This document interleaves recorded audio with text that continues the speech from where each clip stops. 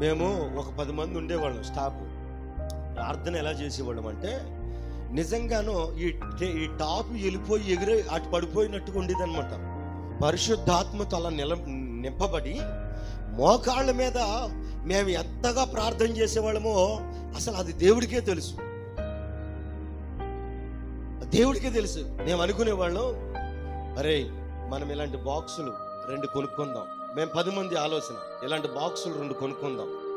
మనకు ఆటో, అప్పుడు నాకు ఆటో ఉండేది అనమాట, సర్వీస్ ఆటో, ట్రక్ ఆటో, 2 ఆటోలు ఉండేవి. మా 10 మంది ఆశ ఒకటే, మనకు ఆటోలు ఉన్నాయి కాబట్టి ఇలాంటి బాక్సులు 2 కొనుక్కుందాం. మనం 10 మంది ఆత్మపూర్ణులంగా ఉండి ఎక్కడ అడిగి పెడితే అక్కడ భూమిని తల్లక్రిందులు చేసేవారు వచ్చారు అన్నట్టుగా మన ప్రార్థన ఉండాలి. మన ఆత్మతో నింపబడి అలా ఆరాధన చేయాలి, అలా వాక్యం ప్రకటన చేయాలి. మనం అందరం ఇలాగే ఉందాం అనుకున్నాం. కానీ దేవుడి సంకల్పం అది కాదు.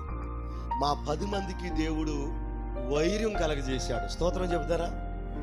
ఏం కలగజేశాడు? వైర్యం కలగజేశాడు, శత్రుత్వం కలగజేశాడు. మా 10 మందికి శత్రుత్వం రావటం వల్ల మా 10 మందిలో మొత్తం 10 మంది 4 దిక్కులైపోయారు. స్తోత్రం, హల్లెలూయా. 4 దిక్కులైపోయాం. కొన్నాళ్ళ వరకు మాకు ఆ జ్ఞానం లేనంత వరకు అవగాహన రాదు కదా, అవునా కదా? ఏంటి ఎలా చేశాడు ప్రభువారు, ఏంటి ఎలా చేశాడు ఝాన్సీ అమ్మ, ఏంటి ఫలానా ఆయన ఎలా చేశాడు, ఏంటి ఫలానా ఆమె ఎలా చేసిందనే ఆలోచనలతో మేము ఇట్లా ఉన్నాం. కానీ తీసుకెళ్ళి మేము విడిపోయేసరికి మాకు ఎవ్వరికి ఏమీ లేదు,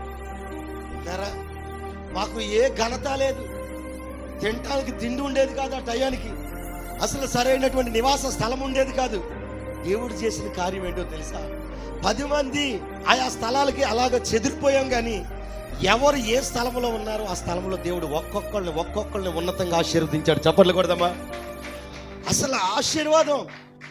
ఇప్పుడు ఈ వాక్యాలన్నీ తెలిసిన తర్వాత మేమందరం కలుసుకున్నప్పుడు, ఇప్పుడు అందరం కలుసుకుంటాం ఆయా స్థలాల్లో ప్రార్థనకి వెళ్ళినప్పుడు, వాళ్ళందరూ కూడా దేవుని సేవ చేస్తున్నారు అనుకుంటూ ఉంటాం. మనము ఇలాగా విడిపోయి దేవుని సేవ చెయ్యకపోతే ఎక్కడుండేవాళ్ళమో అక్కడే ఉండేవాళ్ళు. ఆ 10 మంది మనకి అక్కడే కూర్చునేవాళ్ళు. సేవ విస్తారణ ఉండేది కాదు, ఆత్మలు 4 దిశల రక్షణ పొందేవారు కాదు. ఇది దేవుని సంకల్పం. దేవునికి స్తోత్రమా.